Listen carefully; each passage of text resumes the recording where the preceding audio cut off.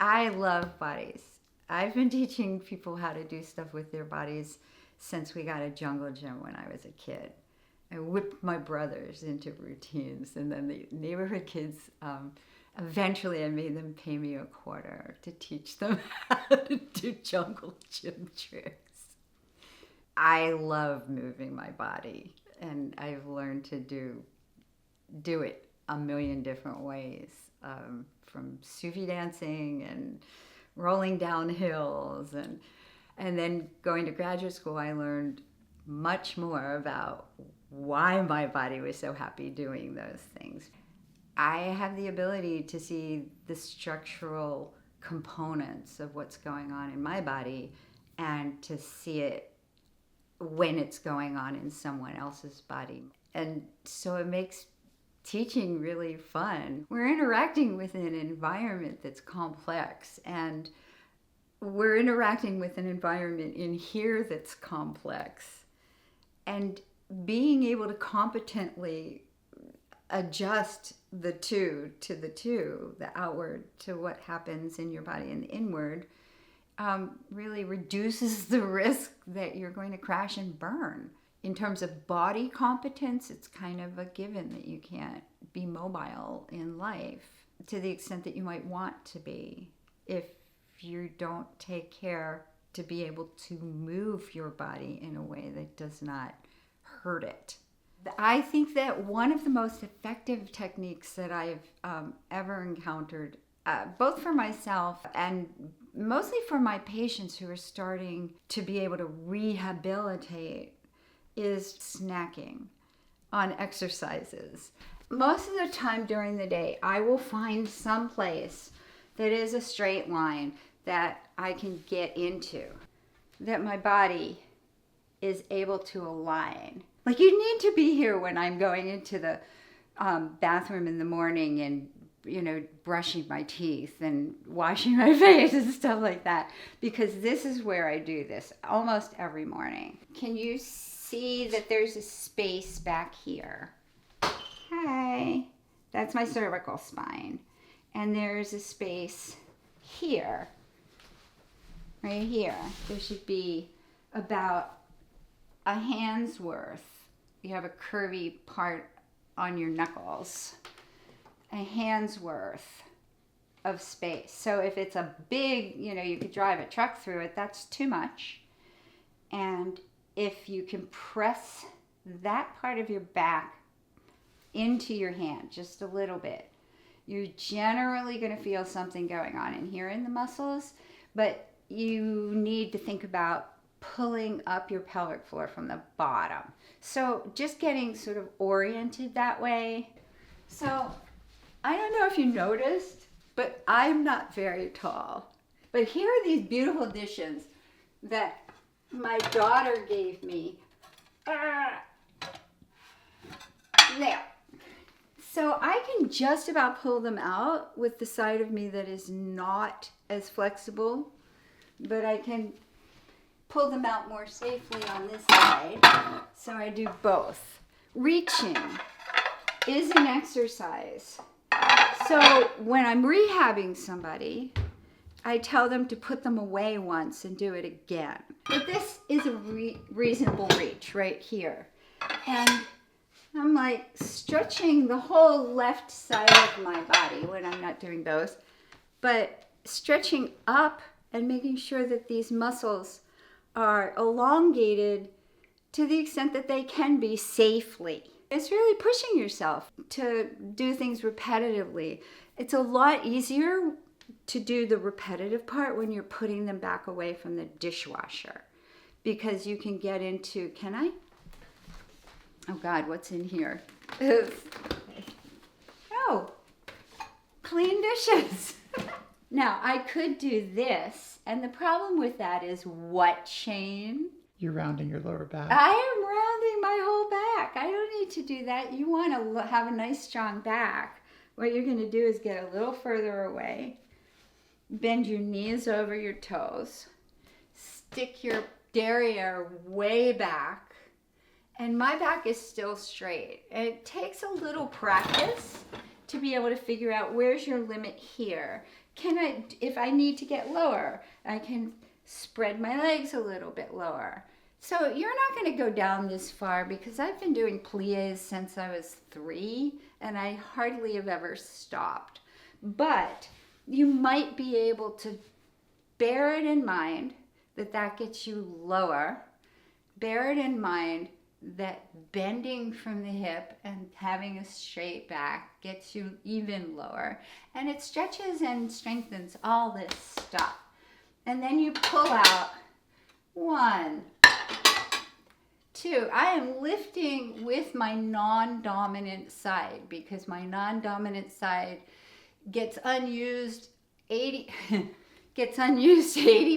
of the time in the day when I'm not thinking about this. The other 20% of the time, I'm usually finding an exercise in what I do. It is a matter of habit for me to do squats. If I want something low, and not only is it a matter of habit, it is safer to do a squat than to repetitively do this. And if you want a low back problem, just keep doing this, which is, can you see how rounded that is? And it's beating the hell out of my mid back. I usually turn on a playlist, and I usually dance in the kitchen the entire time I'm doing it. A lot of times, if you play music from a time of your life where you felt really healthy, it makes you move in your body to go with those feelings. I particularly like rock and roll from the 70s, because I was a happy kid at that time and I loved to dance, and it brings back my energy for dancing. So at 6 o'clock at night, when I'm really tired and I would rather not be on my feet doing stuff, if I put on music, I'm usually dancing the entire time, and I feel good afterwards. I don't feel like, oh man, I just had to do, whatever, clean up the kitchen or it helps you get through it, and it helps motivate you. And I believe that music really does work from the inside out in your body in the same energy as good exercise is for your body. It just elicits that. The other thing is to keep your nose on the same horizontal level and turn your head a little bit without tilting it.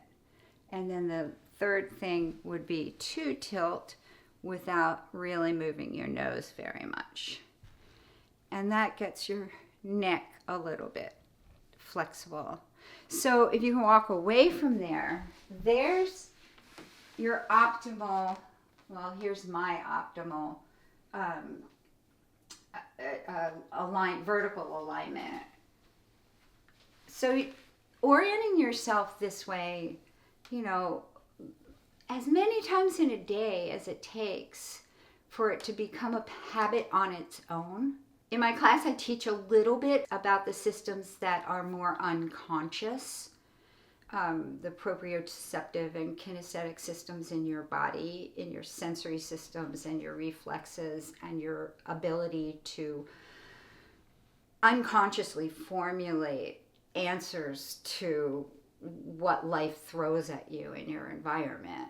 These are things that involve all of your senses going outward, and then your internal ones. These are things that get toned up when you put your mind to them. They don't have to be unconscious all the time, but they'll be stronger unconscious if you make them conscious some of the time.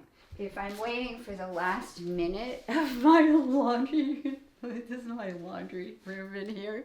If I'm waiting for the last minute, I will find a place and if I'm just waiting, I'm almost always going to be checking in with my body. How am I feeling? If I haven't thought of it for a couple of hours and I've been outside, say, and I come in, I really want to orient to being able to put my weight down in my feet and have my head slide up and have those two curves pretty much secured.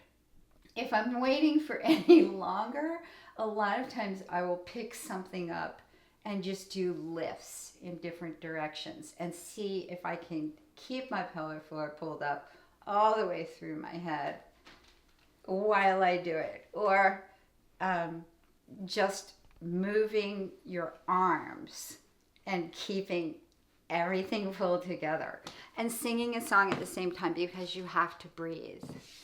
So there's all those check-ins. They don't take more than, a little minute.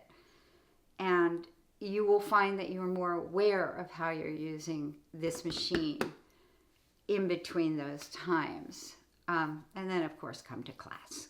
So addressing the individuality of each person's body and whole being is something that is so important. And I just want to point out that when I, for instance, put my own arm behind my own back and try to modulate the arch of my back, as I am asking you to do, I am fully aware that my post-surgical shoulder can only go that far. But there was a time when I couldn't at all. And there are times when people, even if they're not post-surgical, can't at all. And they need to be able to figure out a way to modify for themselves or ask somebody to help them. And they should not follow exercises or instructions for these kinds of things blindly, no matter how it feels in their body. Pain is a warning. It's like the clunk in your tire that it makes when it's going flat. It makes that sound. It's a warning. Something isn't right. You have a pain system that by and large is supposed to keep you safe.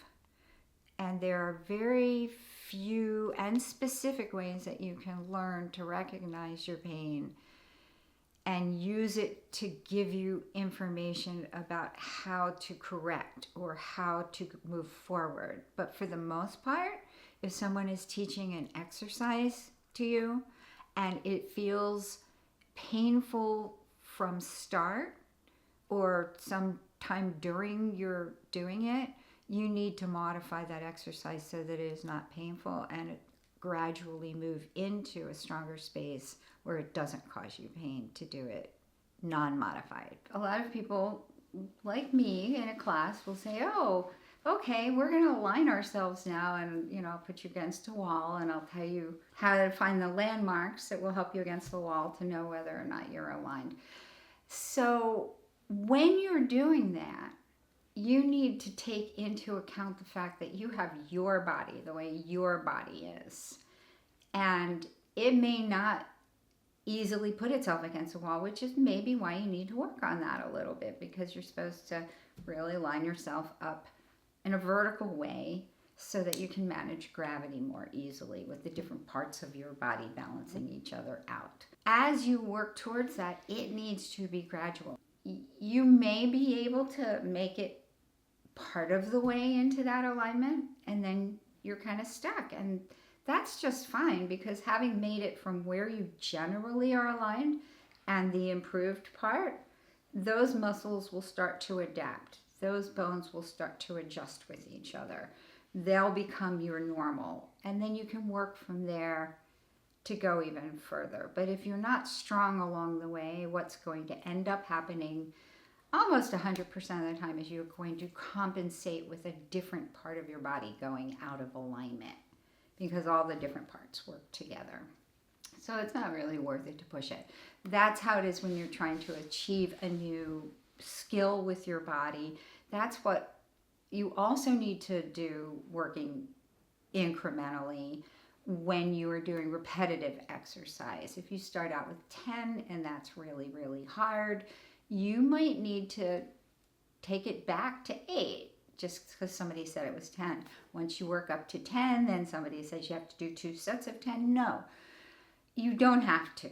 You don't have to compete with anyone but yourself. And the rule of thumb for exercise is to not increase either the intensity of the exercise, say from 10 to 15 pounds, or the repetitions, more than 10% at a time. And you should probably do it for about a week at that rate. And then if that's real comfortable for you, then go ahead and add another 10% of time or repetitions or whatever. Increments. Don't push yourself to where you can't go.